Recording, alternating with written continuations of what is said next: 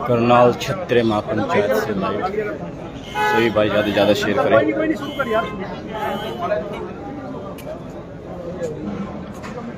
दोस्तों, राजपूत वर्सेस गुज्जर, ये विवाद रुकने का नाम नहीं ले रहा है। लगातार जो विवाद है वो बढ़ता जा रहा है, क्योंकि सम्राट मिहिर भोज की प्रतिमा के सामने गुज्जर लगाने को लेकर राजपूत समाज में बहुत ज्यादा रोष देखने को मिल रहा है। आज करनाल में एक महापंचायत का आयोजन किया गया। सर हमारे साथ हैं। सर, क्या कुछ कहना चाहेंगे?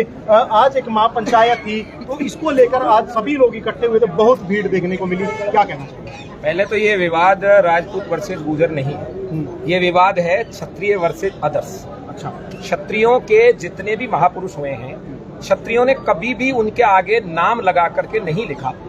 लोग उनको देवता के रूप में, भगवान के रूप में, लोक देवता के रूप में और महापुरुषों के रूप में उनसे प्रेरणा लेते हैं। श्री राम को कभी क्षत्रिय राम नहीं कहा गया, श्री कृष्ण को कभी क्षत्रिय श्री कृष्ण नहीं कहा गया। रामदेव जी तंवर, गोगा जी चौहान, हड़बू जी सांकला, बाबू जी राठौड़, इनको कभी भी किसी ने भी क्षत्रिय लगा के नहीं किया।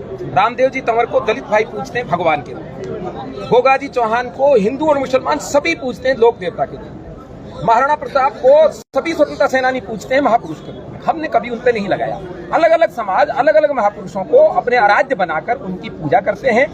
ऐसे ही जब सम्राट मिहिर भोज प्रतिहार की मूर्तियां गुर्जर समाज लगा रहा था शुरुआत में, तब हमारे दिमाग में ये था कि शायद गुर्जर समाज इनके अपनी आदर्श और प्रेरणा देखता है और इनको उनके इस अधिकार को हम रोकना नहीं चाहते, क्योंकि राजा सबका पिता होता है, सबके लिए राजा को सम्मान करने का अधिकार होता है। और पश्चिमी राजस्थान और गुजरात में तो राजपूतों को आज भी बापू ही बोलते हैं, बाप जी से ही बोलते हैं, बापू जी ही बोलते हैं। तो हम इसमें कुछ भी कहना नहीं चाह रहे थे, लेकिन जब उन्होंने क्या किया, हमारे ही कई राजनेताओं को जिनको कोई ज्ञान नहीं होता इतिहास का, वो देख रहे थे कि भाई चलो ये समाज इनसे प्रेरणा ले रहा है, तो उनकी मूर्तियों का उद्घाटन हुआ।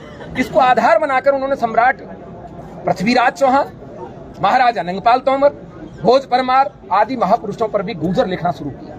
चूंकि सम्राट मिहिर भोज प्रतिहार को एक शिलालेख में, तो जो राजौरगढ़ का है, मंथन देव ने लिखा है, वहां प्रतिहारों को गुर्जर प्रतिहार इसलिए लिखा गया क्योंकि वो गुरसरा धरती से, गुर्जर भूमि से थे।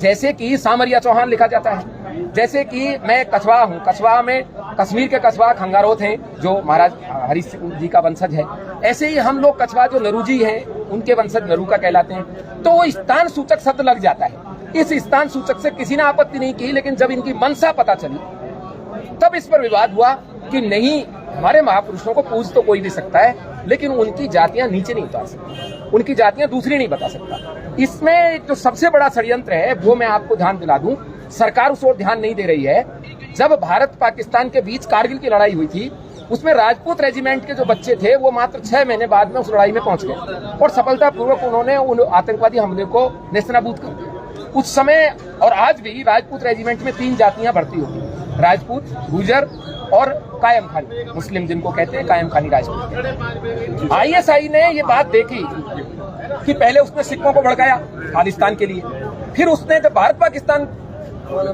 ये बांग्लादेश जब बन गया पाकिस्तान में से, तब उसने सिखों को भड़काया था खालिस्तान के लिए। और जब कारगिल की लड़ाई हार हुई, तब इन्हीं लोगों ने, ISI ने तय किया कि राजपूत रेजिमेंट के भीतर भेद पैदा करें।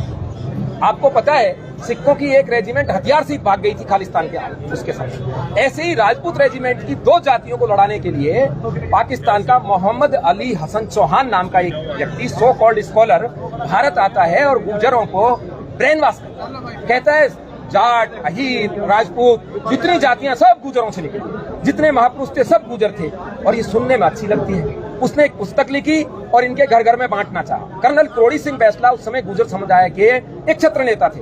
उन्होंने, चूंकि वो कर्नल थे, आर्मी से आए थे, राष्ट्रभक्त थे, उस अली हसन चौहान को जो ISI का एजेंट था भगा दिया।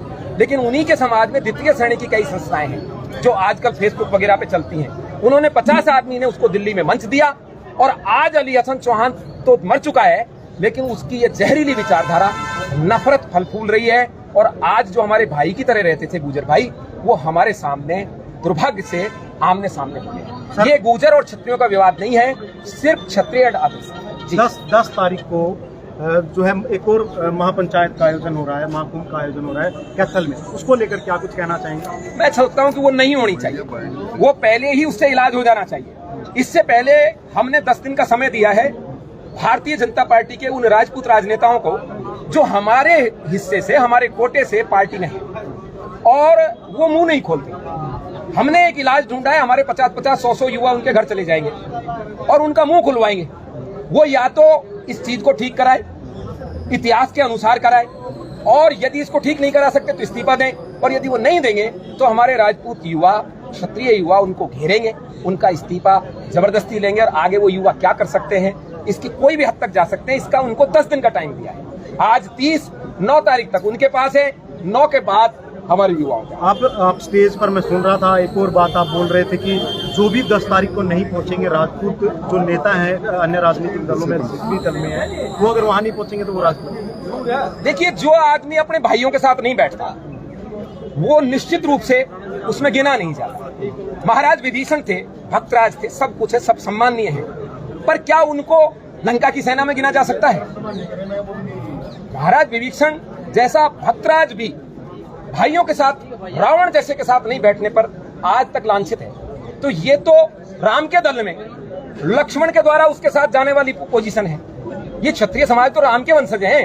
यदि ये अपने समाज के साथ नहीं बैठा सकेंगे तो हम पार्टियों को स्पष्ट संदेश दे देंगे, इसको टिकट दिया तो न वोट देंगे, न वोट देने देंगे, न इसको फार्म भरने देंगे, और उसका हमारे समाज से कोई वास्ता नहीं है। एक और चीज, एक सवाल और उठ रहा है, काफी ज्यादा उठता है कि आप सब लोग जो है भाजपा के नेताओं का, जो भी राजपूत समाज से भाजपा में है, उनका विरोध कर रहे हैं, जबकि अन्य राजनीतिक दलों में भी राजपूत समाज के लोग हैं जो खुलकर राजपूत समाज का के साथ नहीं खड़े, उनका विरोध क्यों नहीं किया जा रहा?